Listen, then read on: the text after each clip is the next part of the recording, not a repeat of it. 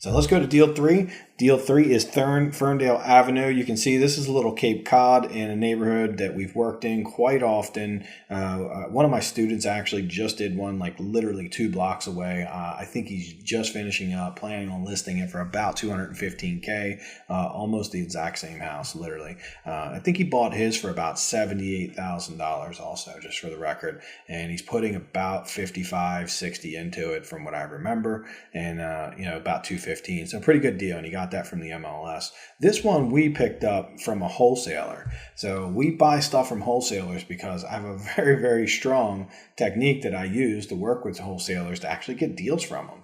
So a lot of people are like, you can't get deals from wholesalers anymore. Yeah, absolutely. If you're doing it the old way, you're certainly not going to get deals from wholesalers or the MLS. There has been a change in the game. If you have not changed your strategy, if you're still playing the game the old way, when everyone else has evolved their game theory and you're still using this outdated game theory that some guru taught you back in the day, well, yeah, you're probably struggling right now. I can tell you that I'm not judging anyone who's doing that. I was that person just a couple of years ago, and that was the catalyst for me to jump in and fix this.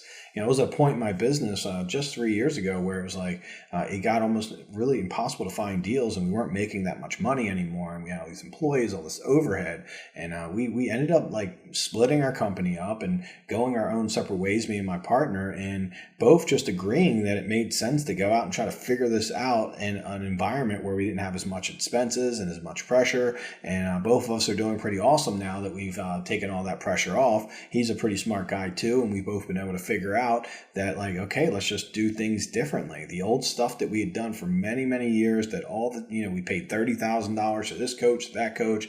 I mean, they were just teaching us old stuff that just didn't work very well. So this is what I call house flipping 2.0. It's like really evolving. It's continually improving the strategy so you can get the most optimal outcome. We've had to do that over the last couple of years. The results I've been getting since I have taken on the mindset that I'm on a lifelong journey that never ends. I mean, we just keep doing this and doing this and doing this. I understand now that I probably need to evolve my game strategy every 9 months to a year. And if you're not doing that, then you are literally slowly falling behind. If you get a strategy and it starts working and you're the kind of person, it's like, it's working, so why would we do anything different? Well, okay, you don't want to just blow it up, but it needs improvements. It needs to be like, it's like a guitar, right? You get it tuned up and it sounds beautiful. Well, that's not the last time you tune it. You have to tune it up every week or two in order to keep it playing and sounding and staying in tune. Your business is very much like that. If you don't tune it up every year, then you likely are going to start to fall behind. It's going to start to be out of tune. It's going to be making weird noises, and that represents you making less income, you working more hours, you having more stress, less freedom, more headaches. You just hating the business in general. We don't want to do that. So this is Ferndale. Let's talk about this deal. We bought this for $65K, so this was a really good number on this because we're usually paying about $70 to $80K in this neighborhood. So we were able to get this for $65K. Exit strategies: renovate and flip. Reno cost $67.5. This is about 210 ARV on this one. So this one's a really good quality. We're going to make $42K on this.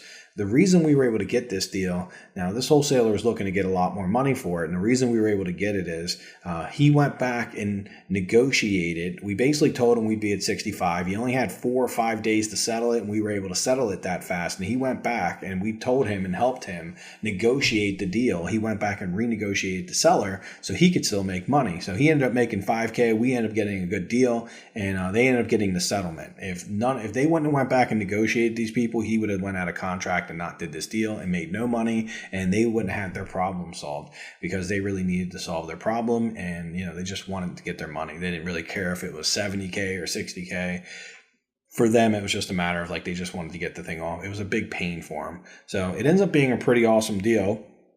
He made some quick money and when he wasn't going to make money, and they got everything they needed. But the key was I had to coach him and show him how to go back. So a lot of this comes back into helping uncover and reveal different, information that is very helpful. Once we got this piece of information, we were able to put together an optimal strategy in order to get ourselves into this deal and have the opportunity to buy it. So this ended up being a pretty cool one. We do that all the time with wholesalers. It's all about timing. You can't just call a wholesaler and be like, hey, I want to buy a really awesome deal. And they're just going to be like, okay, cool, man, let me sell it to you. It's about catching them at the right time. It's about having enough abundance of wholesalers coming to you. So you're not just trying to negotiate with one wholesaler. We generally look at about 20, 30 properties a week from wholesalers, and most of them suck. Most of them make no sense. But the key is we're really fast at throwing away the ones that make no sense, so that when there is one that makes sense, we can get on it and we can really dig into it and gather that information and put together a really strong strategy to try to win the deal. And here's all the numbers you can see. Obviously, you can see right here, this particular price point, we usually can pay about 70% on that one, but we bought it for 63%. 30K would be a great profit. I'd be totally happy with 30K, but we're making 42. We're at 63% here. You can see we're making a 25% return. I mean, this is almost getting a little bit greedy. I'm almost embarrassed to show you because it isn't my mission in life to buy things so cheap that I don't leave money on the table for other people. But in some scenarios, I am able to get really good deals. But for the most part, I just follow my underwriting criteria.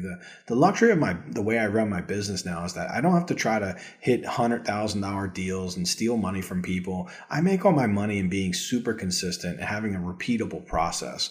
So it's kind of like Walmart. Walmart doesn't get rich selling you one product. They just sell you at a very fair price. They negotiate their butts off to get great pricing, and then they make a little bit in between that pricing and just do it over and over and over. And that's what I like doing with house flipping, because I just find it less stressful. And I also feel really good at night when I sleep, when I know I've actually gotten the most money. When I know, like, many deals in just the last couple months, I've bought wholesale deals where they've made 40, 50K assignment fee. I don't do anything but high five them, because what they make so irrelevant, it doesn't matter. If they get something for $1 and it's worth 100K, like, they get to make 99K. I don't care. Like, I'm never going to worry about what they're making, because, like, we have to, in this world, one of the key things you have to know to work with wholesalers and to work with everyone is that you really do truly have to be okay with them doing well also.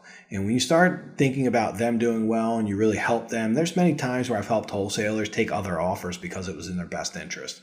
And they probably weren't going to take mine anyhow. So this just ended up being great will. And then I went on in the future to do more deals with them in different times when the timing was more right. So somebody's like, I got this great offer. I'm never going to try to convince them of why they should take an offer from me for 15K less. I mean, that makes no sense. And the fact that I don't try to do that creates so much like rapport, so much goodwill that comes back to me in the future when they invite me in to help them with a deal or give me first shot at something when, that they haven't even showed the world yet. I get a lot of those things because I'm able to just give value to them, knowing that I'll receive value back in some way in the future. And if not, then it feels awesome to give value and be a good guy, right? I mean, this is what we need to do. If you're going to be in this business, you got to give value. You got to help others. And you'll be okay. Don't worry. You'll be able to help yourself too. So none of this means is either or. You help others, but you also can make sure you're okay too.